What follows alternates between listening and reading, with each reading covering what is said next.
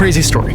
Russia's war in Ukraine relies on a huge American company whose CEO is the owner of the Memphis Grizzlies. And our reporting indicates that this company's gear has enabled crimes against humanity. Why do these Russian soldiers love the tech from the American company, Ubiquiti? Выражаем благодарность группе помощи народной милиции за предоставленные средства связи в виде антенн Ubiquiti.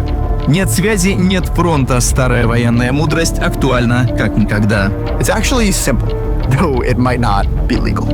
Ubiquiti's networking equipment is cheap, effective, and suspiciously available right on the front lines of the battlefield. It's part of Ubiquiti's unique and highly successful business model. High quality, easily accessible gear at affordable prices. It's a model that made its CEO a fortune so large that he became the youngest owner in the history of the NBA. But that same model has led to what we believe is tens of thousands of Ubiquiti devices ending up in Russia since the start of the war in Ukraine. Our sources on this range from troops on the front lines to open source intelligence to conversations directly with Ubiquiti suppliers.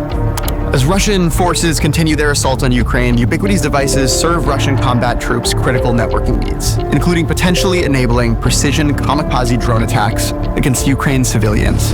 То есть, например, расчет FPV, он не может работать без аэророзведки, потому что это будет полет, вслепую. The UN has called some of these attacks crimes against humanity. And critically, sources told us that there are no viable alternatives to Ubiquiti. По вашим предположениям, я думаю, что это даже десятки могут быть тысяч. Чтобы будем так же говорить, нет альтернатив. While Elon Musk's Starlink devices are remotely shut off in Russia, Ubiquiti products apparently work just fine. They're plug and play. We actually tested how easily Russians could obtain Ubiquiti devices by contacting a bunch of their suppliers and asking them to send equipment to the front lines of the war.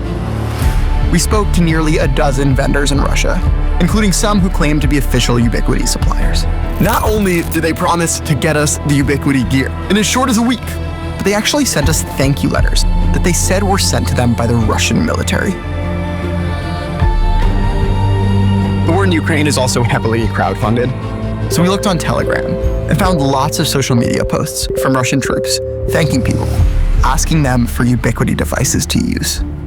This wasn't supposed to happen.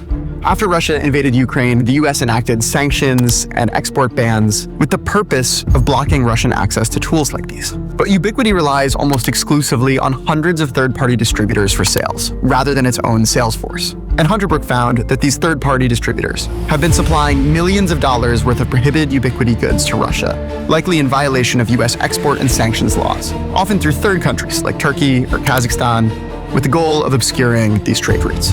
One Ubiquiti official distributor in Ohio, Multilink Solutions, initially agreed to sell 450 Ubiquiti items to a Hunterbrook reporter posing as a Russian customer seeking shipment to Moscow or Crimea.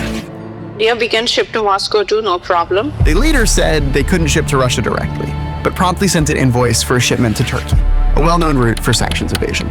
A former Ubiquiti product distribution employee told Hunterbrook about the company's slipshod compliance procedures. Ubiquiti itself openly says it doesn't have visibility over all its distributors or their activities.